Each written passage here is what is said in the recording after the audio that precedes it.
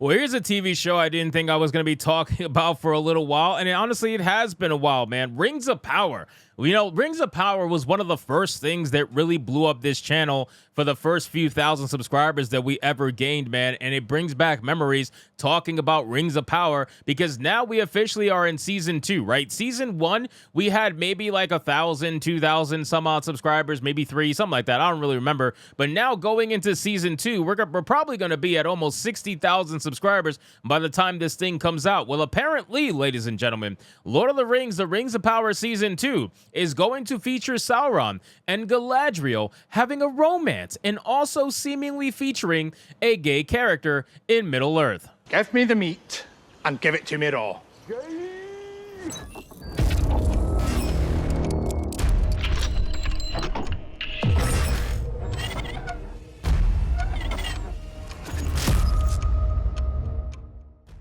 Yes, ladies and gentlemen, because clearly this is what it's all about, right? The good girl is gotta fall in love with the bad boy. This is the fucking message that they need to push with Amazon because they have nothing else. Amazon is a shit show when it comes to Rings of Power. I just don't understand the duality that Amazon has where they're able to make halfway decent shows and that somehow, some way, with the most resources and the most money available to them out of any TV show ever in history, they decided to royally fuck this one up. So let's get into this article, guys, from That Park Place. But of course, before we do, if you are new here, just consider hitting that subscribe button. I would greatly appreciate it, and like the video to push us out into that YouTube algorithm. Unfortunately, J.R.R. Tolkien, or maybe fortunately, Tolkien is no longer with us, hasn't been with us for a long time, and hasn't been alive to be able to see what has happened to his IP because, man, it has been desecrated with Rings of Power, and it's only going to get worse, especially if they make Galadriel and Sauron bang. I don't even... This is something that I called, and if you guys remember, I called this shit, man. Call me Hypnodamus. I called this during the initial first season. I said in season 2, they were going to try to make Sauron look like the sympathetic bad guy, and they were going to try to have Galadriel fall in love with Sauron. I literally fucking said this, and now we are seeing this play out through and through. Let's read it. The Lord of the Rings Rings of Power Season 2 will continue its assault on J.R.R. Tolkien and his work with actor Charlie Vickers and showrunner Patrick McKay, confirming that it will feature a romance between Galadriel and Sauron. McKay also seemingly confirmed that the show features LGBTQ plus characters as well, because that clearly makes fucking sense.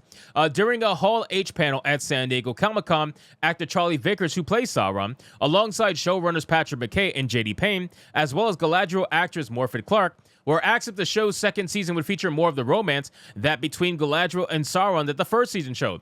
The first season didn't even show romance. You know, this is the problem, right?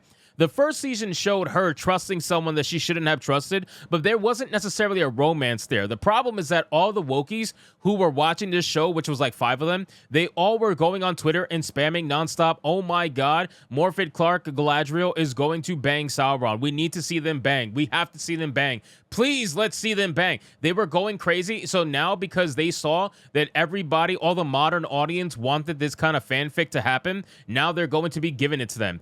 Galadriel banging Sauron is going to be the most retarded thing that's ever been seen, probably coming out of Lord of the Rings in recent history, and it's only going to get worse. I'm sure that's only going to be the tip of the iceberg for this shit show that is season 2.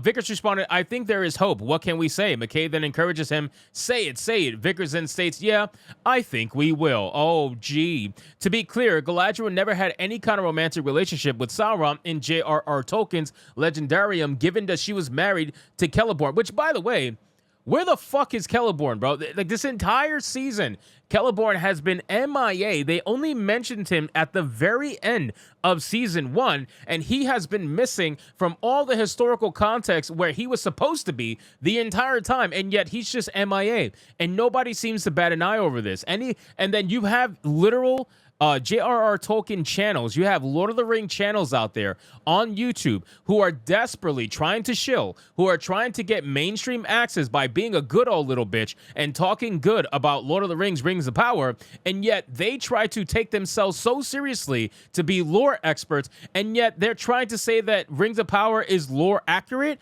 or is lore passable, and yet her husband is fucking MIA the entire time that he's supposed to actually be there. This shit makes absolutely no no sense, and it makes me nerd out and nerd rage because it's like, why is nobody asking this? In the Silmarillion, Tolkien wrote, "A queen she was of the woodland elves, the wife of Celeborn of Doriath, yet she herself was of the Noldor, and remembered the day before days in Valinor, and she was the mightiest and fairest of all the elves that remained in Middle-earth."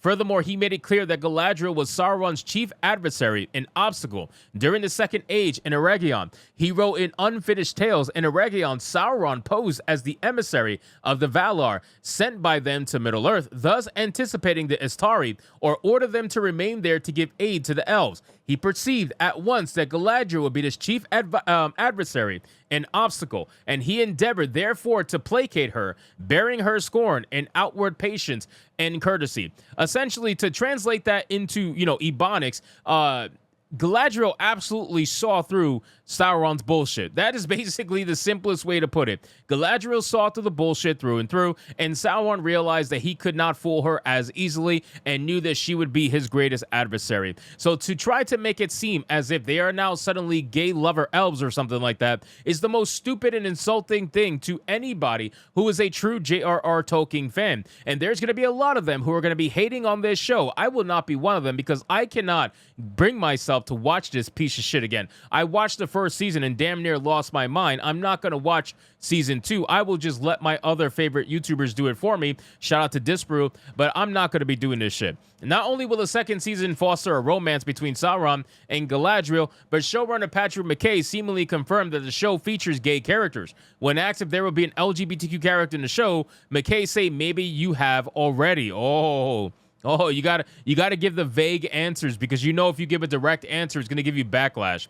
This is anathema to Tolkien, who made it clear that Lord of the Rings was fundamentally religious and Catholic work. And again, ladies and gentlemen, they don't really care about that, right? So Amazon doesn't give a fuck about your religion. They don't care. When they're adapting a certain IP like Lord of the Rings, for example, that's massive, the last thing they're thinking about is respecting the religion that may have been based on that IP. They don't care. They don't care about respecting any religion. All they care about is bastardizing whatever IP that they're working on. Usually they're trying to do it in the simplest manner, but in this case, they have spent billions. They spent $1 billion on these 2 seasons, right? Not separately, together. They spent about $500 million each, but still, they spent over $1 billion on these 2 seasons, and all they got was roasted for it. That's literally it. They got roasted through and through online, and they put all of their race shields out there in the hopes that it was going to protect them, right? They put Sophia Nomvet out there. They put the Puerto Rican black elf out there with the modernity fade. They put everybody out there to claim racist backlash